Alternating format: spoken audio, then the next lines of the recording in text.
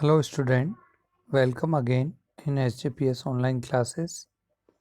Today we are starting accounting treatment of goodwill, which is also known as premium. Goodwill को premium भी कहा जाता है.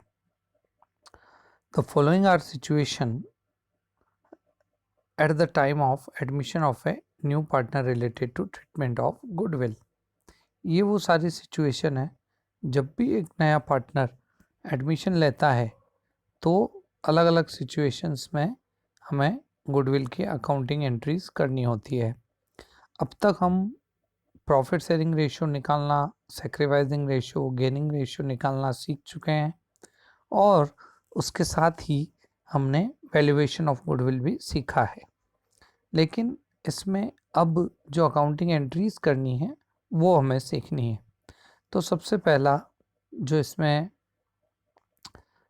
पहली जो सिचुएशन है, goodwill is paid bye incoming partner privately. जब गुडविल प्राइवेटली पे की जाए, यानी कि बुक्स में कोई उसकी एंट्री शो नहीं होती है, केवल पार्टनर जो भी गुडविल का अमाउंट है वो पर्सनली जो है वो दूसरे पार्टनर को दे देता है. फिर इसमें दूसरी सिचुएशन है, incoming partner bring his share of goodwill. नया पार्टनर जो है अपना शेयर लेके आता है. और उसके बाद हम देखते हैं तीसरी situation, new partner does not bring his share of goodwill in cash. जब नया पार्टनर कैश में गुडविल नहीं लाता है.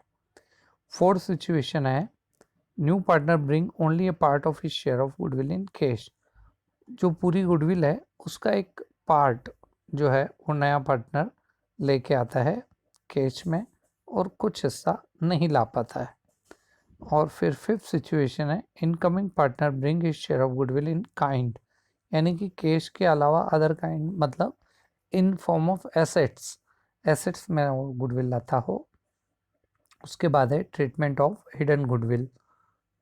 और लास्ट जो है इसका treatment of goodwill at the time of change in profit sharing ratio.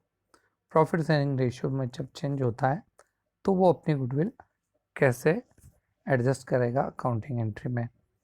तो ये तो हो गई सारी सिचुएशन. अब इन एक एक सिचुएशन को हम अलग अलग तरीके से जो एंट्रीज है अकाउंटिंग एंट्रीज वो सीखेंगे इन सारी सिचुएशन में. तो हम सबसे पहला जो है हमारा, लेकिन अकाउंटिंग एंट्रीज स्टार्ट करने से पहले हमें ये ध्यान रखना है कि not when goodwill account already appear in the books. यानी कि जैसे दो पार्टनर हैं, वो अपना बिजनेस चला रहे हैं और उनकी जो पुरानी बुक्स है उसमें ऑलरेडी गुडविल दे रखी है. यानी कि क्वेश्चन में ओल्ड बैलेंस शीट दे रखी होगी पार्टनर्स की, उसमें गुडविल ऑलरेडी गिवन है. तो जब भी गुडविल ऑलरेडी अपीयर है तो हमें अकाउंटिंग एंट्रीज में ये ध्यान रखना है कि पुरानी जो भी गुडविल है उसको हमें राइट ऑफ करना है. उसके लिए एंट्री है old partner capital debit to goodwill account.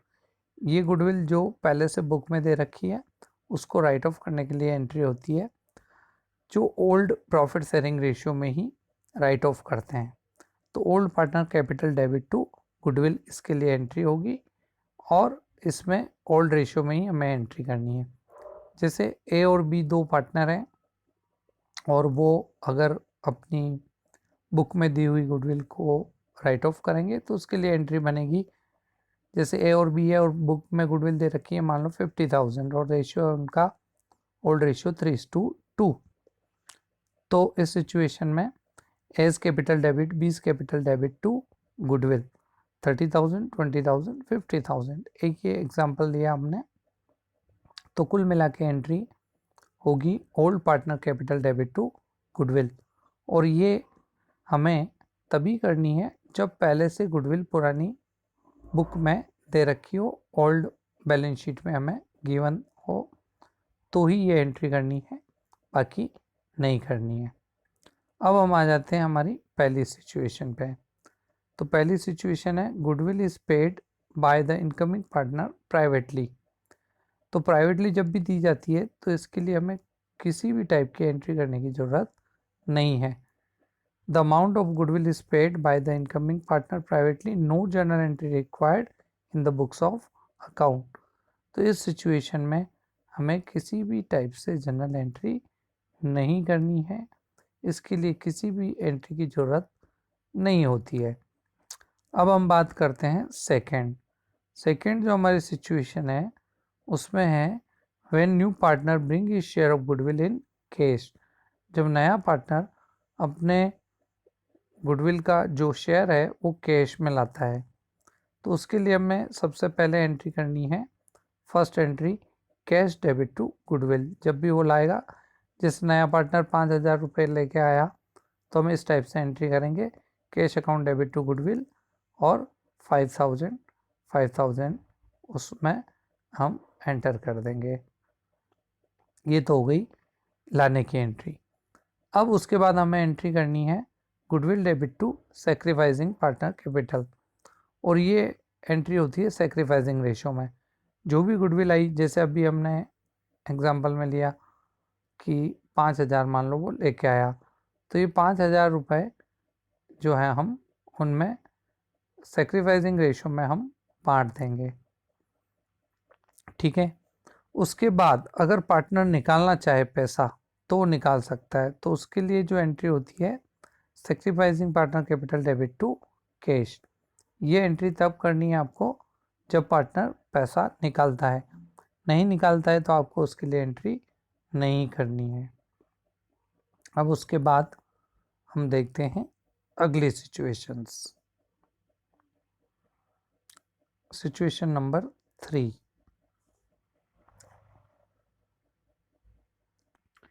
इस सिचुएशन में यानी कि थर्ड सिचुएशन में when new partner does not bring his share of goodwill in cash, ये सिचुएशन तब होगी जब नया पार्टनर अपना जो गुडविल का शेयर है वो कैश में नहीं ला पाता।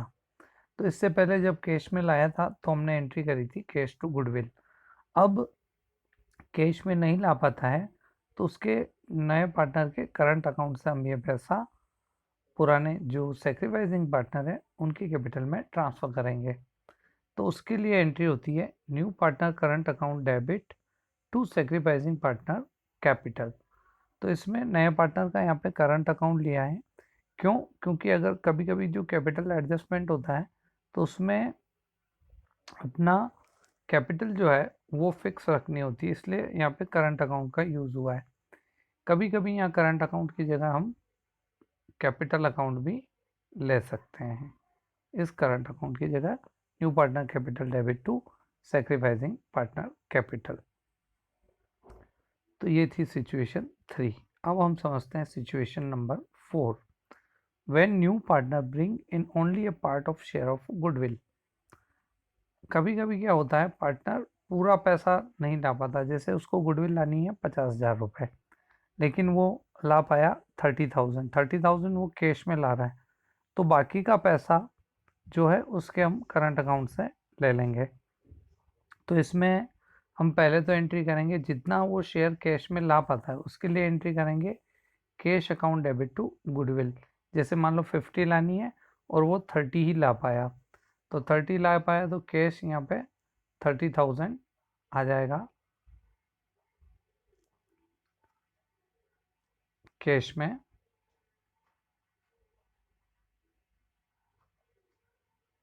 $30,000 जो हम यहाँ पे एंटर कर देंगे। उसके बाद जो रिमेनिंग 20,000 जो है, जैसे अभी एग्जांपल लिया हमने 50,000 लाना है लेकिन वो 30 ला पाया, तो जितनी गुडविल ला पा रहा है तो कैश टू गुडविल।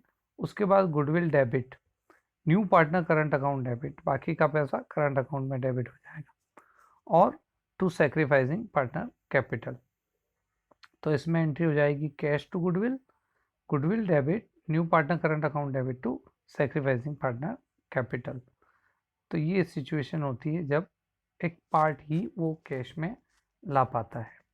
अब हम समझते हैं आगे की सिचुएशन नंबर 5th। 4 अभी समझे, अब हम समझेंगे situation number 5। When incoming partner bring his share of goodwill in kind. In kind का मतलब वो एसेट्स लाता है। जैसे मान लो कैश नहीं लाया, उसकी जगह कोई एसेट्स ले आया, लैंड, बिल्डिंग, प्लांट, मशीनरी, कुछ भी, तो उसके लिए एंट्री होगी जो भी एसेट्स लाया है, assets account debit to goodwill. जैसे बिल्डिंग लाया तो building account debit to goodwill, या फर्नीचर लाया तो furniture account debit to goodwill. और उसके बाद goodwill debit to sacrificing partner capital. तो जो जो भी हिस्सा है वो सेक्रीफाइसिंग पार्टनर को ट्रांसफर हो जाएगा। उसके बाद है सिचुएशन नंबर 6। सिचुएशन नंबर 6 में treatment of hidden goodwill. Hidden goodwill का हमें ट्रीटमेंट देखना है।